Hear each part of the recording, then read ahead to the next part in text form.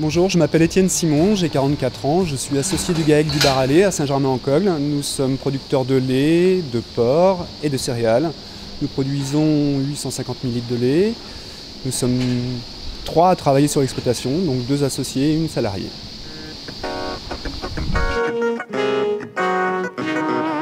Pour exprimer le potentiel d'un troupeau, le fait d'avoir de la génétique, c'est primordial. On utilise la génomie pour connaître les index, a priori, des animaux quand ils sont très jeunes.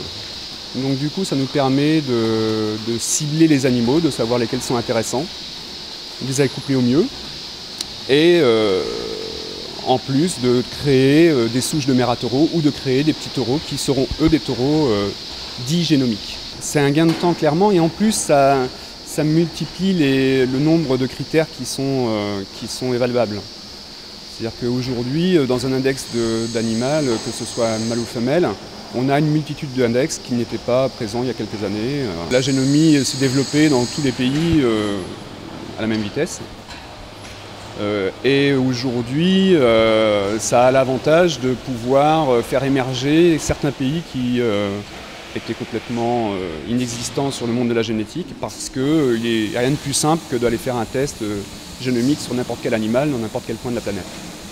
Ça aide l'agriculteur dans sa stratégie d'amélioration du troupeau globalement.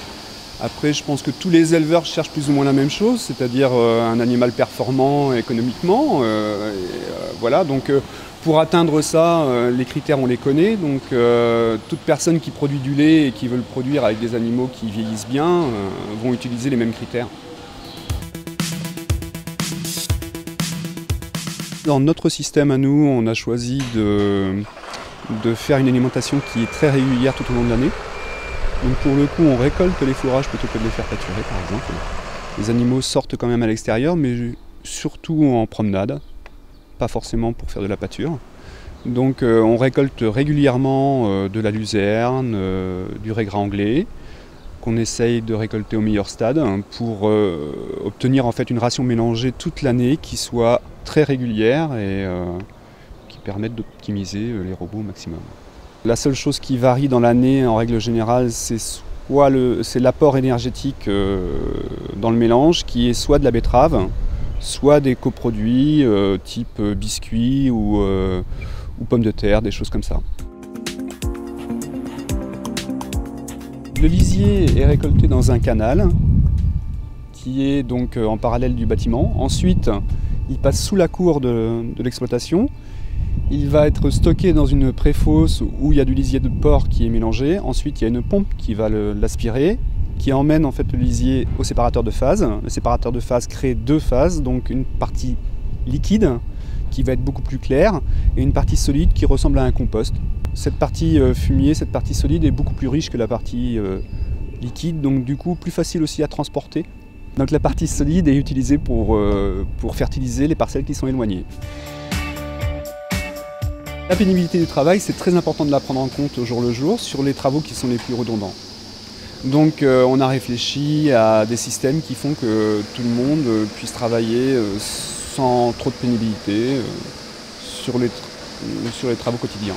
C'est l'utilisation par exemple d'une balayeuse qui permet que le travail quotidien sur les logettes se fasse rapidement, facilement, et quelle que soit la personne qui le fasse, le travail est fait de la même façon. Le robot de traite permet vraiment, c'est un outil, c'est juste un outil, c'est-à-dire qu'il n'est pas là pour remplacer l'éleveur. C'est juste un système de traite moderne, mais ça reste un système de traite qui permet d'évacuer la pénibilité de la traite. Les 2 associés qui travaillent donc l'un sur l'élevage et l'administratif, c'est moi, et Benoît, mon associé, donc travaille sur l'aspect culture et les porcheries. Le fait qu'on ait une salariée nous a fait réfléchir aussi sur la pénibilité du travail. Si c'est pas pénible pour elle, ce sera pas pénible pour nous.